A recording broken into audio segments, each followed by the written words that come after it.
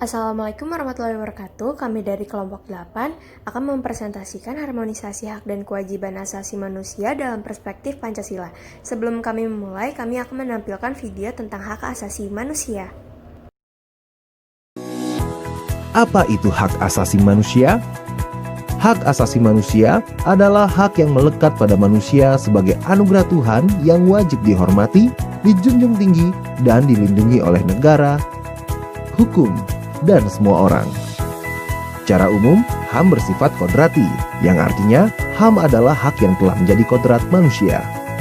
Selain itu, HAM bersifat universal, yang artinya HAM secara umum berlaku di seluruh dunia dengan tetap menghormati adat istiadat dan budaya negara masing-masing. HAM juga bersifat langgeng, yang artinya HAM adalah hak manusia sejak dari dikandungan hingga meninggal. Manusia memiliki hak yang tidak dapat dikurangi dalam keadaan apapun, yaitu hak untuk hidup, hak untuk tidak disiksa, hak kemerdekaan pikiran dan hati nurani, hak beragama, hak untuk tidak diperbudak, hak untuk diakui sebagai pribadi di hadapan hukum, dan hak untuk tidak dituntut atas dasar hukum yang berlaku surut. Hak-hak itu adalah hak yang tidak dapat dikurangi dalam keadaan apapun, sedangkan hak-hak selain itu tergolong sebagai hak-hak yang dapat dikurangi, seperti hak berorganisasi dan hak berekspresi. Namun, HAM dapat dibatasi. Dalam menjalankan hak-hak tersebut, dapat dilakukan pembatasan. Hak seseorang dapat dibatasi oleh undang-undang. Misalnya, setiap orang berhak untuk memiliki dan membangun tempat tinggal. Namun, orang lain tidak berhak mengganggu atau menggusur tempat tinggal orang lain sewenang-wenang, walaupun itu untuk membangun tempat tinggalnya sendiri. Atau pemerintah tidak berhak sewenang-wenang menggusur tempat tinggal orang lain tanpa menjalani prosedur. Untuk menjamin hak asasi manusia, negara dan pemerintah wajib untuk melindungi, memajukan, menegakkan, dan memenuhi hak asasi manusia. Negara dan setiap orang wajib untuk menghormati HAM. Artinya, tidak boleh melakukan tindakan atau mengganggu HAM orang lain. Misalnya, masyarakat yang sudah menikmati haknya untuk beribadah secara bebas tidak boleh diganggu. Negara berkewajiban untuk melindungi HAM. Artinya, ketika ada pihak lain yang mengganggu HAM, negara wajib memberikan perlindungan. Contohnya, ada orang yang sedang menyampaikan haknya untuk berekspresi, lantas ada pihak lain yang mengganggu, maka negara, misalnya polisi, harus melindungi orang yang sedang menyampaikan ekspresinya itu. Negara berkewajiban untuk memenuhi HAM. Artinya, negara harus mengambil langkah-langkah supaya setiap orang menikmati HAM secara lebih baik dan meningkat dari waktu ke waktu. Contohnya, hak anak atas pendidikan. Maka, negara wajib menyediakan gedung sekolah yang layak, guru yang berkualitas, dan materi pelajaran yang bermutu baik. Selain itu, setiap orang wajib menghormati hak asasi orang lain dan tertib di dalam kegiatan bermasyarakat. Namun dalam menjalankan hak dan kebebasannya, setiap orang wajib tunduk kepada pembatasan yang telah ditetapkan undang-undang agar dapat menghormati hak dan kebebasan orang lain. Apabila seseorang atau sekelompok orang atau aparatur negara dengan sengaja atau tidak sengaja mengurangi, menghalangi, membatasi, atau mencabut HAM orang lain, maka hal tersebut adalah pelanggaran terhadap hak asasi manusia. Pelanggaran hak asasi manusia akan menjadi akar dari segala permasalahan dari suatu negara. Mari kita ciptakan dunia tanpa kekerasan dan diskriminasi, saling menghormati dan menghargai sesama manusia. HAM untuk semua. Laporkan setiap bentuk pelanggaran HAM, jangan diam.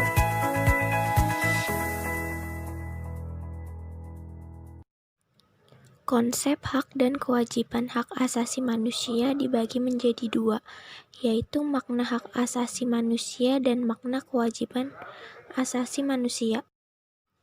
Makna hak asasi manusia adalah seperangkat hak yang melekat pada diri setiap insan manusia sejak ia lahir, merupakan karunia dari Tuhan sehingga bersifat kodrati, serta tidak dapat dipisahkan dari identitasnya sebagai manusia. Hal ini bertujuan agar supaya kalian dapat mendefinisikan dan memaknai setiap hak yang dimiliki.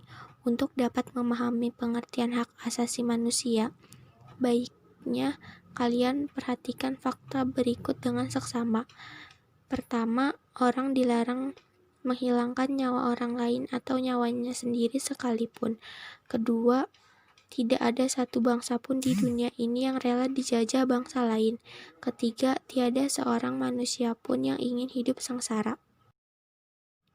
Menurut Undang-Undang Republik Indonesia Nomor 39 Tahun 1999, hak asasi manusia adalah seperangkat hak yang melekat pada hakikat dan keberadaan manusia sebagai makhluk Tuhan yang Maha Esa, dan merupakan anugerahnya yang wajib dihormati, dijunjung tinggi dan dilindungi oleh negara, hukum, pemerintah, dan setiap orang demi kehormatan serta perlindungan harkat dan martabat manusia. HAM terkandung dua makna. Pertama, HAM merupakan hak alamiah yang melekat dalam diri setiap manusia sejak ia dilahirkan ke dunia. Hak alamiah adalah hak yang sesuai dengan kodrat manusia sebagai insan merdeka yang berakal budi dan berperi kemanusiaan.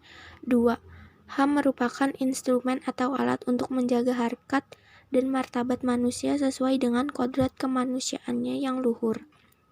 Ciri-ciri khusus hak asasi manusia. 1. Hakiki adalah hak asasi semua umat manusia yang sudah ada sejak lahir. 2.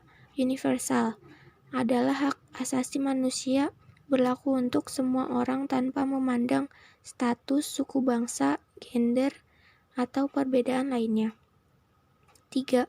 Tidak dapat dicabut adalah hak asasi manusia tidak dapat dicabut atau diserahkan kepada pihak lainnya. 4. Tidak dapat dibagi adalah semua orang berhak mendapatkan semua hak, apakah hak sipil atau politik, atau hak ekonomi, sosial, dan budaya. Makna kewajiban hak asasi manusia merupakan segala sesuatu yang harus dilakukan atau dikerjakan dengan penuh tanggung jawab. Jadi, kewajiban asasi manusia dapat kita artikan sebagai kewajiban dasar setiap manusia. Ketentuan Pasal 1 Ayat 2 Undang-Undang Republik Indonesia Nomor 39 Tahun 1999 tentang hak asasi manusia menyatakan kewajiban dasar manusia adalah seperangkat kewajiban yang apabila tidak dilaksanakan, tidak memungkinkan terlaksananya dan tegaknya hak asasi manusia. Substansi hak dan kewajiban asasi manusia dalam Pancasila. Substansi hak dan kewajiban asasi manusia dalam Pancasila dibagi menjadi 3. Yang pertama ada hak dan kewajiban asasi manusia dalam nilai dasar Pancasila. Yang kedua ada hak dan kewajiban asasi manusia dalam nilai instrumental Pancasila. Dan yang ketiga hak dan kewajiban asasi manusia dalam nilai praktis sila Pancasila. Yang pertama, saya akan menjelaskan tentang hak dan kewajiban asasi manusia dalam nilai dasar Pancasila. Nilai dasar berkaitan dengan hakikat kelima sila Pancasila, yaitu nilai ketuhanan yang Maha Esa, nilai kemanusiaan yang adil dan beradab, nilai persatuan Indonesia, nilai kerakyatan yang dipimpin oleh hikmat kebijaksanaan dalam permusyawaratan atau perwakilan, dan nilai keadilan sosial bagi seluruh rakyat Indonesia. Nilai-nilai dasar tersebut bersifat universal, sehingga di dalamnya terkandung cita-cita, tujuan, serta nilai-nilai yang baik dan benar. Nilai dasar ini bersifat tetap dan melekat pada kelangsungan hidup negara. Hubungan antara substansi hak dan kewajiban asasi manusia dan Pancasila dapat dijabarkan secara singkat sebagai berikut. Ketuhanan yang Maha Esa menjamin hak kemerdekaan untuk memeluk agama, melaksanakan ibadah, kewajiban untuk menghormati perbedaan agama. B. Kemanusiaan yang adil dan beradab menempatkan hak setiap warga negara pada kedudukan yang sama dalam hukum serta memiliki kewajiban dan hak-hak yang sama untuk mendapat jaminan dan perlindungan hukum. Dan yang kedua, hak dan kewajiban asasi manusia dalam nilai instrumental Pancasila. Nilai instrumental merupakan penjabaran dari nilai-nilai dasar Pancasila. Nilai instrumental sifatnya lebih khusus dibandingkan dengan nilai dasar. Dengan kata lain, nilai instrumental merupakan pedoman pelaksanaan kelima sila Pancasila. Perwujudan nilai instrumental pada umumnya berbentuk ketentuan-ketentuan konstitusional mulai dari Undang-Undang Dasar Negara Republik Indonesia tahun 1945 sampai dengan peraturan daerah. Ketiga, hak dan kewajiban asasi manusia dalam nilai praksis sila-sila Pancasila. Nilai praksis merupakan realisasi nilai-nilai instrumental suatu pengalaman dalam kehidupan sehari-hari. Nilai praksis Pancasila senantiasa berkembang dan selalu dapat dilakukan perubahan dan perbaikan sesuai perkembangan zaman dan aspirasi masyarakat. Adapun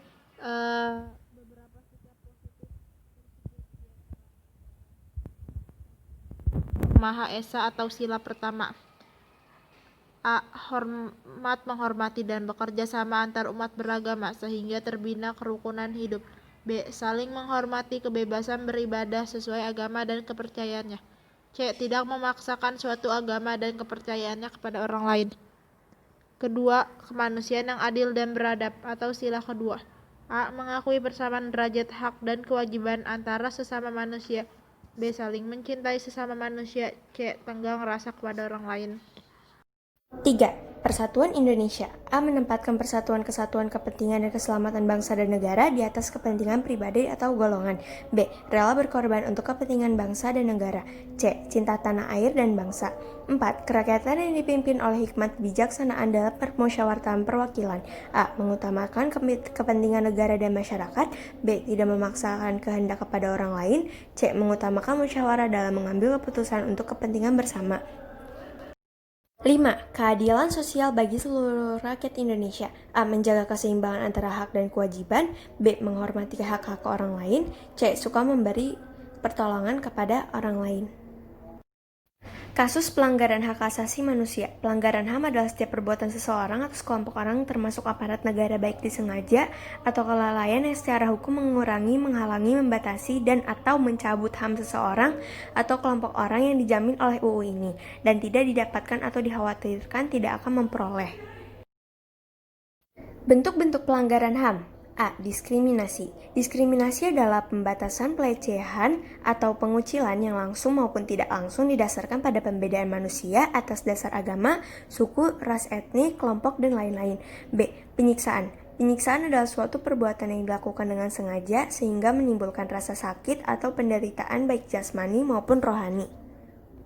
Pelanggaran HAM disebabkan oleh faktor internal dan eksternal. Faktor internal seperti sikap egois, rendahnya kesadaran HAM, sikap tidak toleran. Faktor eksternal seperti penyalahgunaan kekuasaan, ketidaktegasan aparat penegak hukum, penyalahgunaan teknologi, kesenjangan sosial dan ekonomi yang tinggi.